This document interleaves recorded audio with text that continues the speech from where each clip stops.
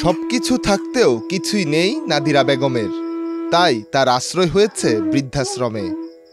ছেলে মেয়ে পরিবার থাকতেও তার ঈদ কাটাতে হবে চার দেয়ালের ভেতরে, যেখানে তার মতো অনেকেই কাটাবেন ঈদ। তারাও যেন একই পরিবার, যাদের সবকিছু থাকতেও কিছুই নেই। ঈদের দিন সন্তানসহ পরিবারের সঙ্গে ঈদ করতে ইচ্ছে হলেও সেই সুযোগ নেই।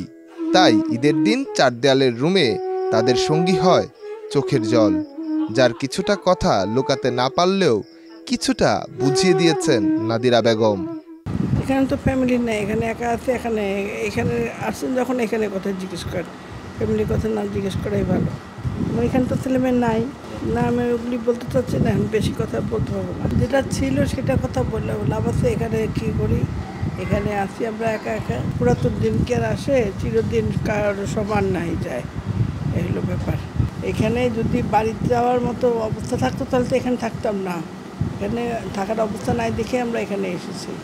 এমনই আরেক বেদনা নিয়ে বৃদ্ধাশ্রমে আশ্রয় নেওয়া ব্যক্তি হলেন গোলাম রব্বানী মিয়া, যিনি ছিলেন বাংলাদেশ পরমাণু শক্তি কমিশনের কর্মকর্তা। স্ত্রীর বিয়োগের পর একাই সময় পার করছেন বৃদ্ধাশ্রমে। স্ত্রীকে কথা দিয়েছিলেন কখনো করবেন না দ্বিতীয় বিয়ে, সেই কথা রাখতেই একা সঙ্গীহীন জীবন কাটাচ্ছেন গোলাম রাব্বানী। বৃদ্ধাশ্রমে থাকার আরেক কারণ হিসেবে বললেন ভিন্ন কথা। তিনি মনে করেন সন্তানদের কাছে থাকলে তাদের মতো করে চলতে হবে, নির্ভর করতে হবে অন্যের উপর।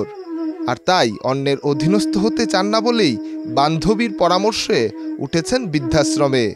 তার মতো যাদের শেষ ঠিকানা হয়েছে বৃদ্ধাশ্রমে, তাদের নিয়েই কাটাবেন ঈদ। এখন সদস্য হয়ে থাকতে হলে ওখানকার পরাধীনতার একটা শিকল পড়তেই হয়, এটা ইনডাইরেক্ট হোক আর ডাইরেক্ট হোক। ফলে আমি এটা পছন্দ করিনি। না, একা কিন্তু আমি ফিল করি না, তার কারণ দিস ইজ মাই প্যাট, এটাই আমার ভাগ্য।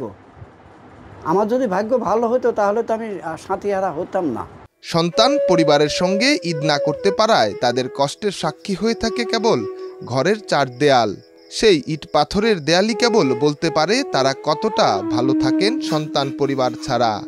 ভালো থাকুক সেসব মা বাবারা, যারা সব থাকতেও আজ একা। নিহার সরকার, অঙ্কুর, দেশ রূপান্তর।